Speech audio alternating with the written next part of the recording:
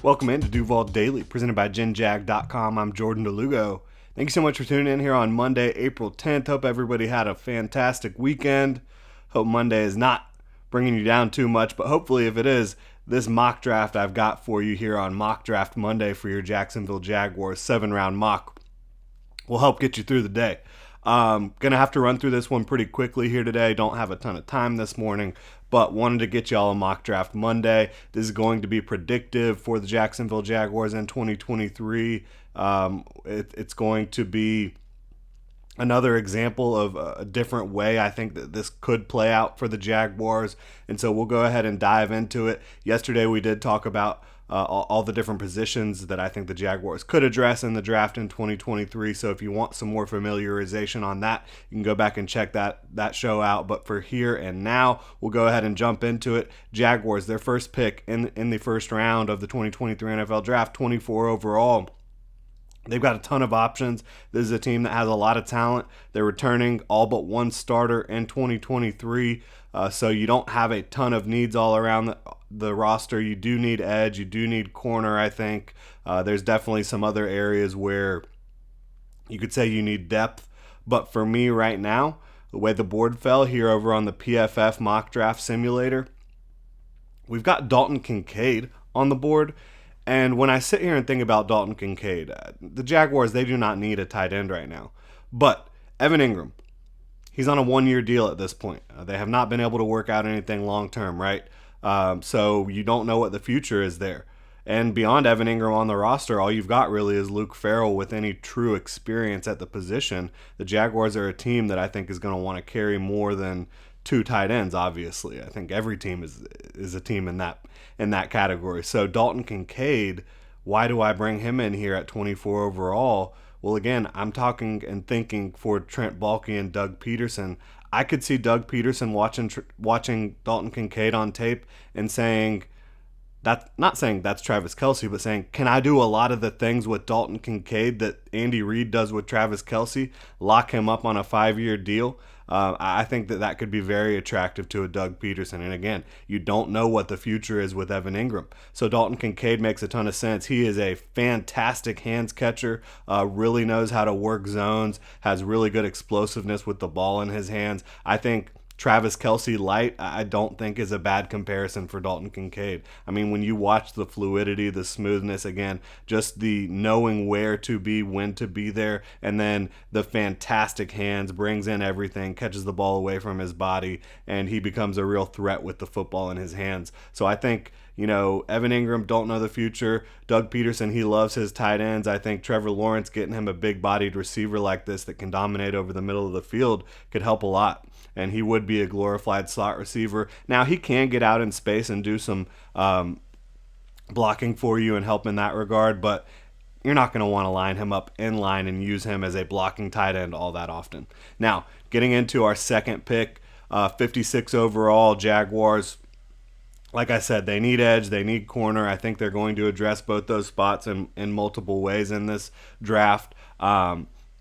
The one position that I don't have them taking in this mock draft that I do think it's likely that they will take is an interior pass rusher at some point. But right now at 56 overall, we've got Derek Hall coming off the board to the Jaguars out of Auburn. This is a guy that plays with a red-hot motor consistently.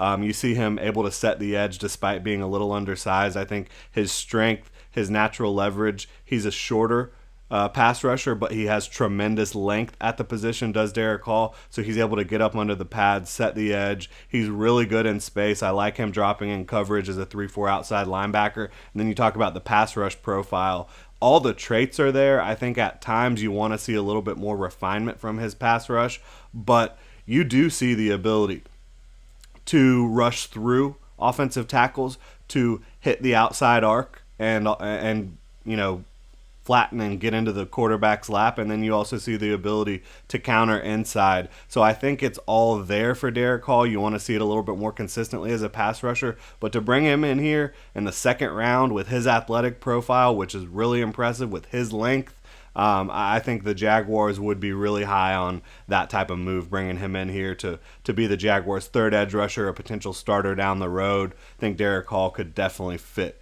in Jacksonville with what they're trying to do on the defensive front.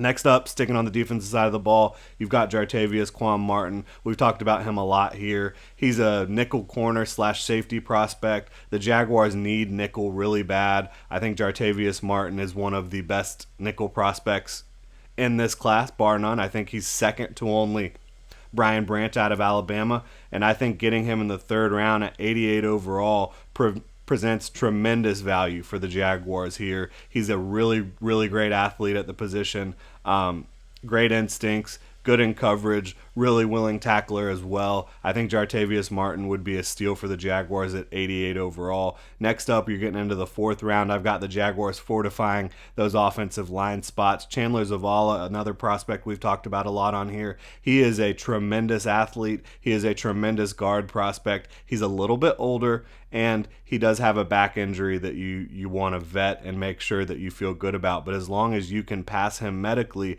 Chandler Zavala is an absolute stud guard prospect. Again, transferred over from a smaller school to North Carolina State, and was tremendous for them. But did have the 2021 back injury. That's the only thing you're really concerned with when it comes to Chandler Zavala. He's got the length, he's got the size, the athletic movements, the tape is fantastic. He's physical as heck.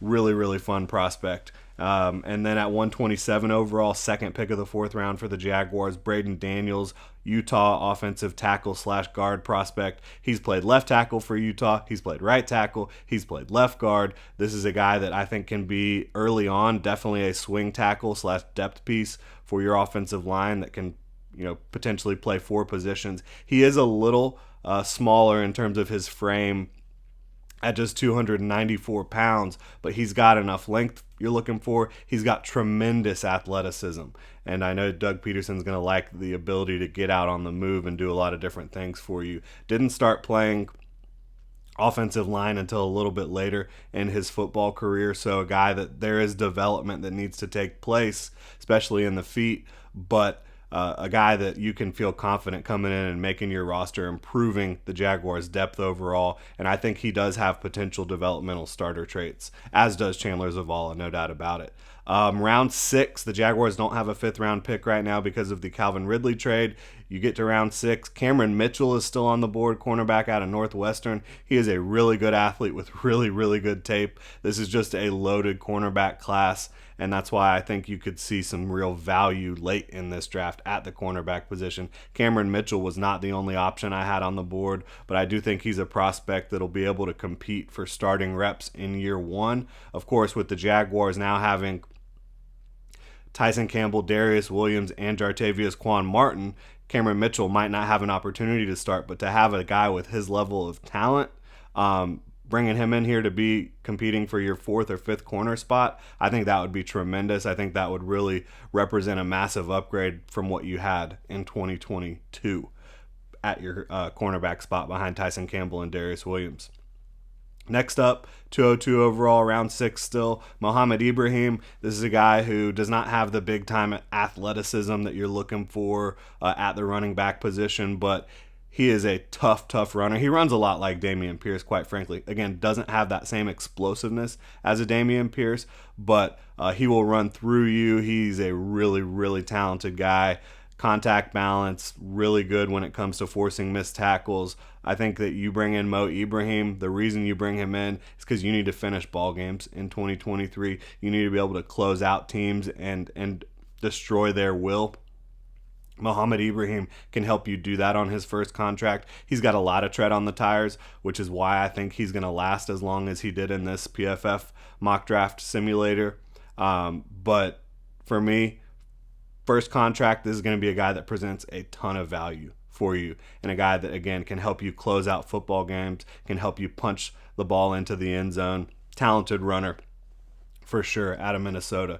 Next up, Jaguars. They select their first wide receiver in this class, and I don't know what the Jaguars are going to be looking for at wide receiver necessarily here because they have a pretty well-rounded group.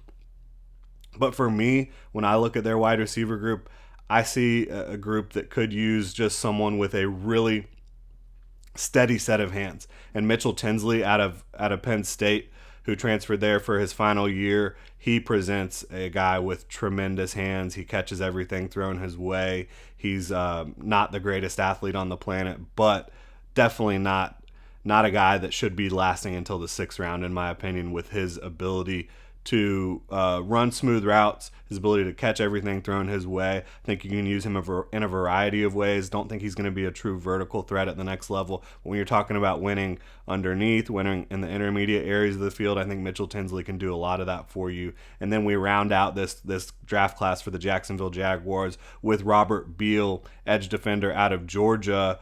This is just another one that presents a lot of value. There's a lot of talent at the edge position in this class. Robert Beal is one of those guys who's got kind of lost in the muck at Georgia just because there's so much talent in that defensive front. But when you see him get on the field, you see the length, you see the athleticism. There's talent here. Robert Beal, he'd be competing for the back of the roster for the Jaguars. But do I think he would absolutely elevate the back of the roster from an athletic perspective, from a talent perspective? Yeah, 100% he would. He's a guy that I think actually has the potential to be a starter in this league, but I would probably project him to be a rotational edge at worst in this league. I think he will make it as a rotational edge somewhere. Again, has all the athleticism, the length that you're looking for, plenty of splash plays on tape when he actually does get in the football game for the Georgia Bulldogs.